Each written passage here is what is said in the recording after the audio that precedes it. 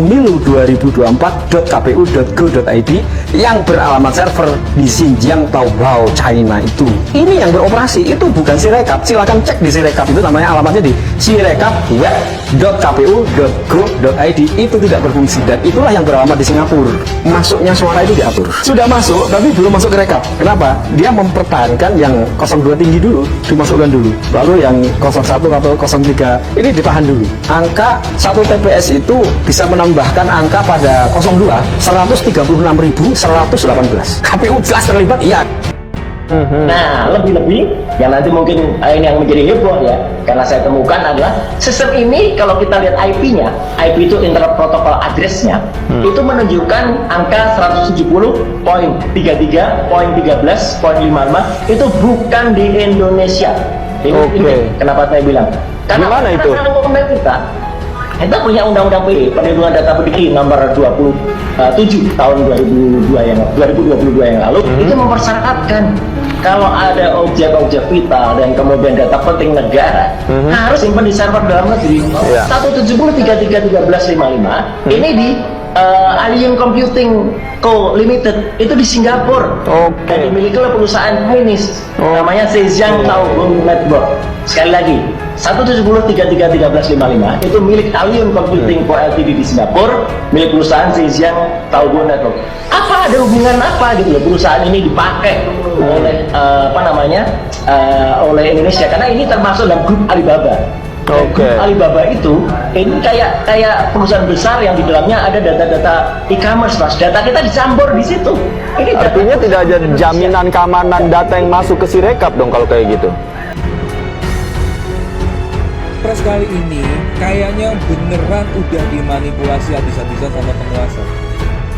Ngapain data suara pemilu kita diolah di negara Cina sana? Coba yang punya akses ke KPU cek database-nya. Ada nggak dia megang hasil suara pilpres kita?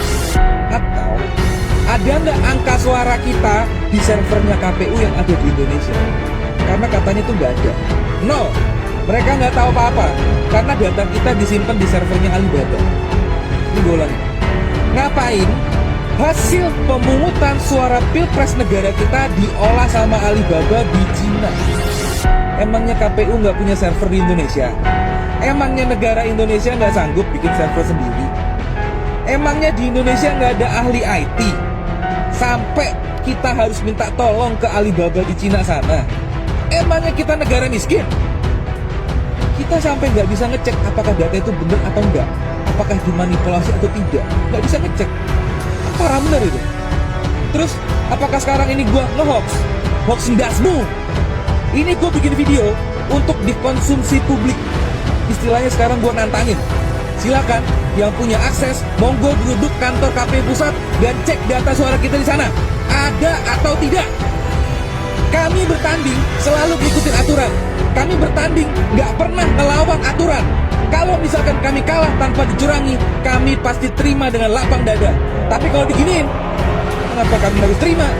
Yang kayak gini harus dilawan. Apa lo? Ketua KPU RI Hasyim Asy'ari tak menampik tentang adanya perbedaan data di Sirekap. Menurut Hasyim, harusnya masyarakat bersyukur karena dengan Sirekap kesalahan input data bisa diketahui. Hasyim Asy'ari berjanji akan segera mengoreksi kesalahan yang terdapat pada sistem Sirekap. Hasil plano yang diunggah ada yang salah hitung atau salah tulis, nanti juga akan kita koreksi.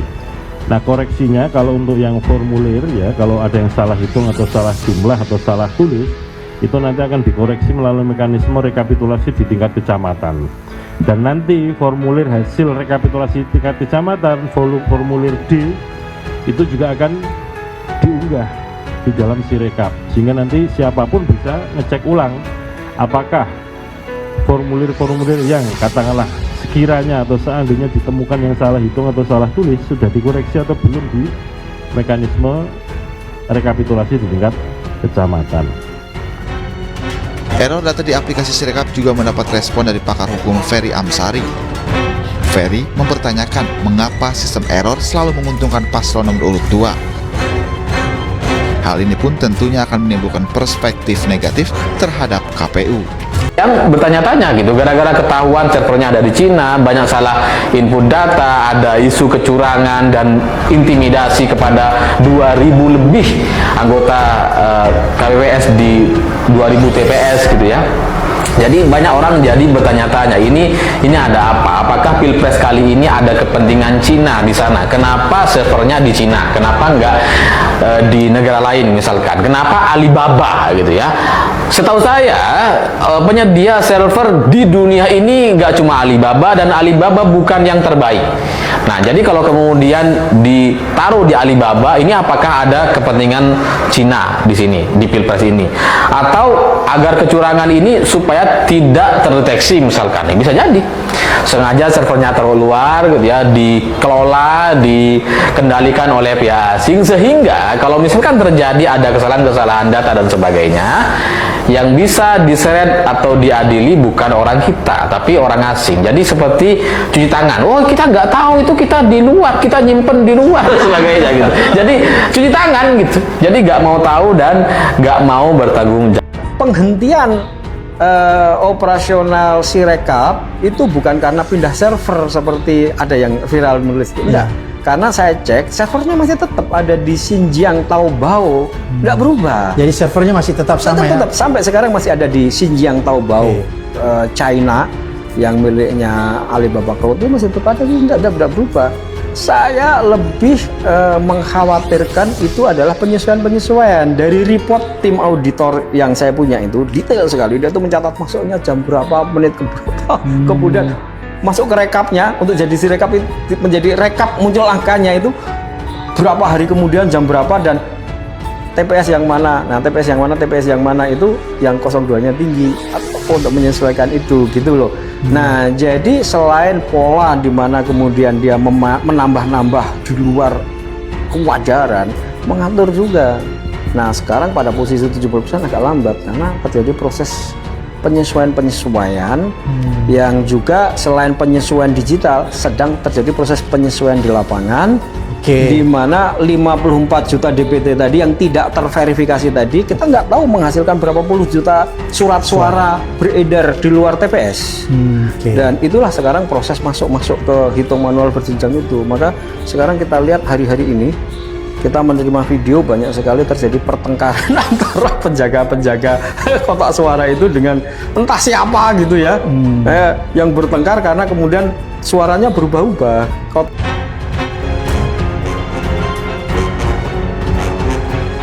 Sistem keamanan situs KPU dan sistem informasi rekapitulasi atau Sirekap tengah menjadi sorotan lantaran adanya salah input data.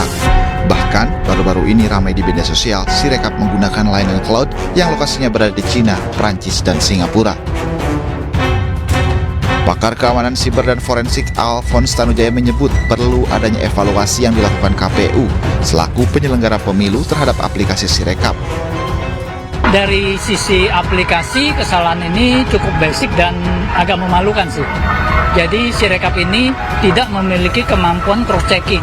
Jadi contohnya ada suara salah satu paslon bisa lebih besar daripada suara total. Harusnya kalau kita waktu bikin aplikasi yang simple, itu ya mana mungkin suara dari 3 paslon, lalu totalnya misalnya 220, tapi ada salah satu paslon suaranya 600 gitu loh. Jadi itu satu hal mendasar yang perlu diperbaiki dari Sirekap ini, di luar dari kemampuan OCR-nya yang juga memang tidak sempurna. Kita tahu OCR itu tidak ada yang sempurna, tetapi kalau misalnya tidak diiringi dengan penyempurnaan program, di mana ketidaksempurnaan OCR ini harusnya bisa ditutupi oleh cross-checking secara otomatis dari kepintaran aplikasinya. Jadi totalnya nggak boleh lebih kecil daripada salah satu paslon.